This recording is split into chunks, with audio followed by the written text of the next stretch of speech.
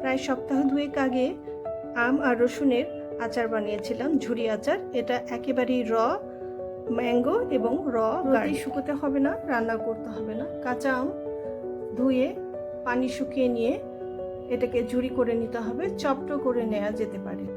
খোসা ছাড়িয়ে নেওয়া রসুনের পটগুলো মুছে নিতে হবে। একটা কড়াই গরম করে এতে সমস্ত স্পাইসগুলো ভেজে নিতে হবে 1 by 1। মোটা স্পাইসগুলো আগে দিতে হবে।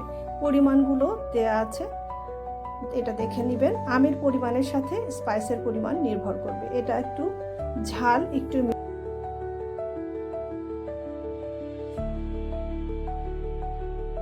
আজওয়াইনটা একটু ছোট দানার বলে এটা শেষে দিতে হবে যাতে এটা পুড়ে না যায়। 5 ফোড়ন আচারে দুবার দিব, একবার রোস্ট করে নেওয়ার সময়, আরেকবার যখন সর্ষের তেল ফুটিয়ে নেব তখন সর্ষের তেলে আমরা 5 ফোড়নটা ছাড়বো যাতে ভালো একটা অ্যারোমা আসে। কালো সর্ষে পরিমাণ একটু কম নেব, রাই সর্ষের পরিমাণটা একটু বেশি হবে, কারণ যাতে তেতো না হয়ে যায়। ফুটফুট শব্দ করে উঠলেই রোস্টেড মশলাটা হয়ে যাবে। তখন কিন্তু নামিয়ে রেখে একটু ঠান্ডা করে নিয়ে গ্রাইন্ড করে নেব। ঠান্ডা করে মশলাটা গ্রাইন্ড করে নিব তখন কিন্তু খেয়াল রাখতে হবে যেন এটার দানাগুলো ফিল করা যায়, অর্থাৎ একেবারে মিহি গ্রাইন্ড হবে না। বাংলাদেশে আমরা আচারে যে গোটা মশলাগুলো ইউজ করি সেগুলোই এখানে করা হয়েছে। মশলা ভাজা হয়ে গিয়েছে, ঠান্ডা করতে দেব। একটা প্যান গরম করে নেব। এখানে 1/2 লিটারের বেশি তেল, সর্ষের তেল গরম করে নেব। সাথে 5 ফোড়নে দেব যাতে খুব ভালো একটা অ্যারোমা আসে। এখন চুলার ফ্লেমটা একেবারে জিরোতে রেখে আমরা রসুনের পটগুলো অ্যাড করে দেব। এরপরে অ্যাড করব গ্রেট করা আদা কুচিগুলো। আদা ছাড়াও আচারটা করা যাবে, কিন্তু আদা অ্যাড করলে এটাতে খুব ভালো একটা অ্যারোমা দেবে, টেস্টও খুব ভালো হবে।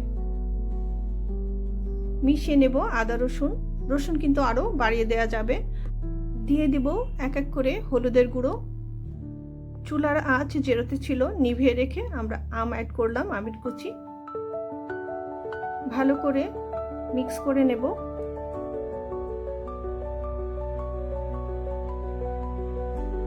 এখন অ্যাড করব রোস্টেড যে মশলাটা গ্রাইন্ড করে রেখেছিলাম। এটা একেবারে দেব না, একটু একটু করে দিতে থাকবো, মিক্স করতে থাকবো, আর আমের পরিমাণ বুঝে আমরা গ্রাইন্ড করা মশলাটা অ্যাড করতে থাকবো যতটুকু লাগে। কয়েকটা ভেজে রাখা শুকনো মরিচ ফেলে দেব, এটা খুব ভালো ফ্লেভার অ্যাড করবে। সব মশলাগুলো আমের কুচির সাথে মিক্স করে নেব। এখন দেব লবণ স্বাদ মতো, আর একদম গ্রাইন্ড করে রাখা সুগার 2 কাপ। কতটা টক আর কতটা মিষ্টি রাখতে চাই আচারটা তারপরেই সুগারের পরিমাণটা নির্ভর করবে, গোটা সুগারও দেয়া যাবে। খুব ভালো করে মিশিয়ে নিয়ে এখন সবার শেষে দেব ভিনেগার। এটা প্রিজারভেটিভ, এটার পরিমাণ অনেক বেশি দিলে একটু বেশি টক হয়ে যাবে। আমি 2 থেকে 3 টেবিল স্পুন দিলাম আমার 10টা আমের জন্য।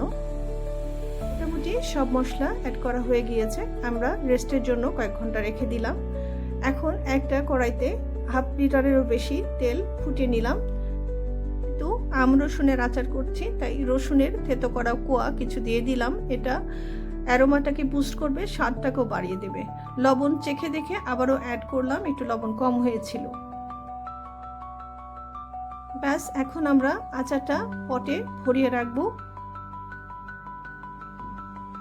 পটটা যেন অবশ্যই শুকনো হয়, কোনো রকম পানি থাকবে না, যেহেতু এটা রোদে শুকানো বা রান্না করা আচার না। খেয়াল রাখতে হবে প্রতিটা স্টেজে যেন শুকনো থাকে সবকিছু, পানি যেন এতটুকু না থাকে। আমরা গরম করা তেলটা আচারটা বয়মে ভরার পর দিয়ে দিলাম। এখন রেডি আচারটা সেট হওয়ার জন্য।